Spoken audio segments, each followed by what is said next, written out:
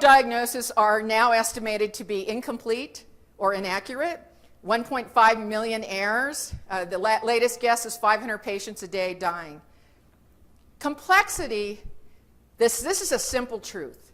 The more complex things are, the harder it is to get to the facts. The harder knowledge is to acquire. And when complexity makes knowledge difficult to acquire, we have this wonderful apparatus. We just substitute a belief. Don't we?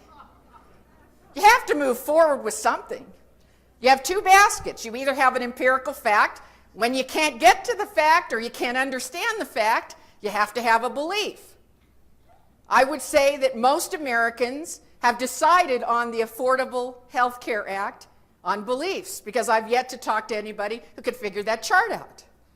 It's a dangerous situation. In your field, bloodletting went on for hundreds of years. Despite the empirical evidence, the patients were dying. They were dying, but no, we just didn't do it right. We didn't do it enough. We'll do small doses for more period of time. Trial and error, trial and error. It took a long time for bloodletting to go away. So I break our organizations down into 4 types. I'm not going to have time to talk about that today, but I'm going to tell you that you belong to one of these organizations. You are either predictive, in which case you have decided and built an organization that can deal with high levels of risk and massive amounts of failure. You are preemptive. You don't want to be as predictive. You want a little less risk. You're looking ahead at what the problems will be, and you're fashioning some kind of action today that will mitigate and make the consequence smaller when it does come, or have it go away altogether. You're compensatory. When I go out on the road, I'm allowed to have a donut. Every time I travel, I'm allowed to have a donut, because I can't get rid of the "I need a donut" in my head. I haven't fixed the problem. I've just mitigated it. I've developed a compensatory behavior. If you're always late, Google has a new app for you. It's called Google Now. It's compensatory technology. It says, yeah, you're always late to meetings. So now I'm going to back up your calendar 15 minutes. Actually, I'm going to go and look ahead and see what the traffic's like on the route to the meeting that you're going to. There's a little traffic, so you're backed up 20 minutes now to go. Everything that you need, that you can't do correctly, you can plug in, and Google Now will get to know who you are, all your weaknesses, and in my case, I plugged in, I was one of the tests for Google Now. I typed in my struggle with weight, and it said, we checked ahead and the airline has a salad and we ordered it for you. I was mad. Google Now is better than me. It's helping me to be a better human. Or you're in a reactive organization. I will tell you that those who preempt will prevail.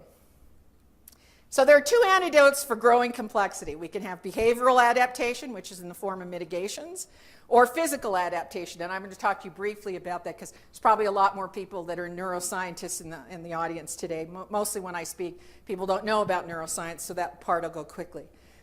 Mitigations buy us time, but remember, it's only a time buyer. When we talk about water conservation, is that a mitigation or a cure? Mitigation. Right?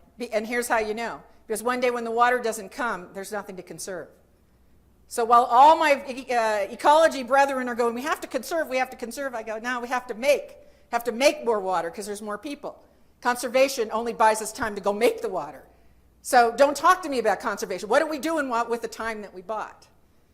According to Dr. Yanir Bar-Yam out of Harvard University, I mentioned this before, a complex environment is one where there's more wrong solutions than right ones. If you take nothing else away, take high failure rate environment away with you.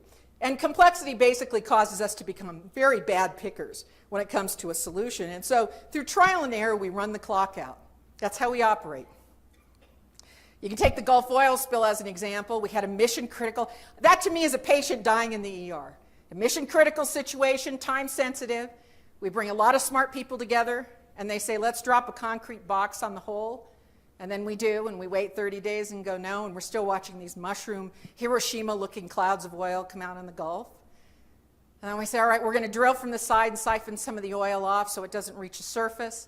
We wait 30 days, that isn't working. And the third solution was static kill, and it seems to be holding. But just imagine if that had been solution number 87. And we'd still be watching the news cover one of the worst ecological disasters that we have encountered here. But here's the thing. We have models for high rates of failure. And this is what I would like to impress you with. Rather than pick what is the right approach and take it all the way down like you would a column, I'm going to try to infect you today with this idea of becoming a venture capitalist.